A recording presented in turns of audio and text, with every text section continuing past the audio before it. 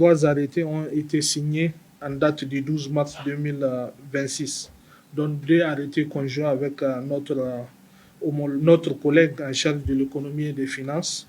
Il s'agit notamment donc de l'arrêté conjoint numéro 022/MCI/MEF du 12 mars 2026, déterminant la liste des produits et les quotas d'enlèvement à l'importation des produits similaires aux produits fabriqués ou produits sur le territoire national, de l'arrêté conjoint numéro 023/MCI/MEF du 12 mars 2026, fixant la liste des produits locaux soumis à l'obligation d'achat par les administrations publiques, les entreprises publiques, ainsi que les organismes recevant des subventions de l'État ou de ses démembrements. Et enfin, le troisième arrêté, celui numéro 0024/MCI/SGDGC du 12 mars 2026, fixant les modalités de délivrance d'autorisation d'importation des produits soumis au quota d'enlèvement. Ces réformes, il faut le souligner avec force, traduisent la volonté ferme du gouvernement à bâtir une économie plus résiliente et fondée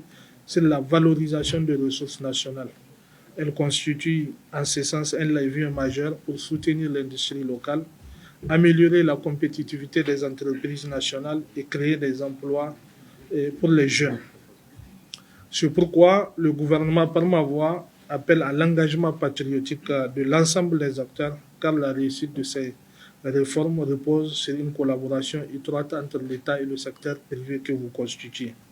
Chaque acteur a un rôle à jouer dans la promotion du consommé local.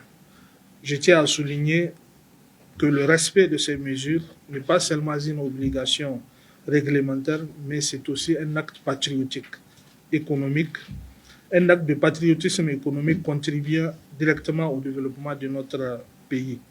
Le gouvernement, pour sa part, veillera à l'application rigoureuse de ces textes. Entre autres actions, donc les actions d'information et de sensibilisation vont se poursuivre au profit des opérateurs économiques et de l'ensemble des acteurs concernés.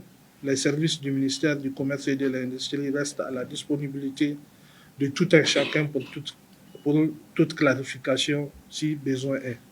L'objectif, comme vous le constatez, est donc pour nous de faciliter une appropriation progressive et efficace des nouvelles dispositions.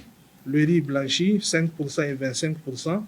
Donc, pour pouvoir importer 5 tonnes, il faut pouvoir prélever, n'est-ce pas, 2 tonnes, soit 40%. C'est-à-dire aujourd'hui, désormais, pour tous ceux qui sont des importateurs de riz du Niger, ils sont obligés de produire par eux-mêmes 40% à chaque fois qu'ils voudraient importer une quantité ou bien acheter auprès des producteurs locaux.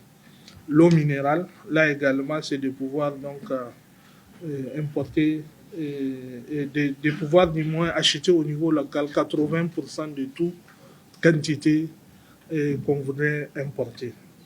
L'huile alimentaire, c'est 10%, donc obligation donc d'acheter au niveau des producteurs locaux ou d'usiner soi-même 10% de chaque fois qu'on voudrait importer de l'huile alimentaire. Les boissons gazeuses non alcoolisées, là également c'est 20%, c'est-à-dire chaque fois que vous voulez, n'est-ce pas, importer 5 litres, vous êtes obligé d'acheter 1 litre ou produire par vous-même 1 litre au niveau local.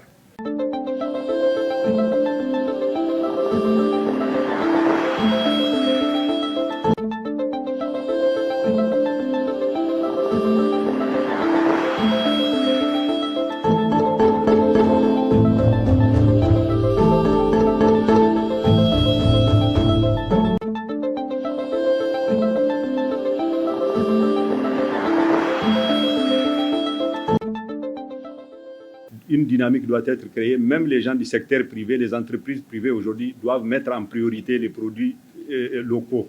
C'est extrêmement important parce que c'est par ça qu'on peut booster et encourager le développement industriel. Tout à l'heure, les gens ont parlé des financements, comment ils vont accéder. Mais si on vous permet de vendre, c'est ça qui va vous permettre d'avoir des ressources et pouvoir progresser.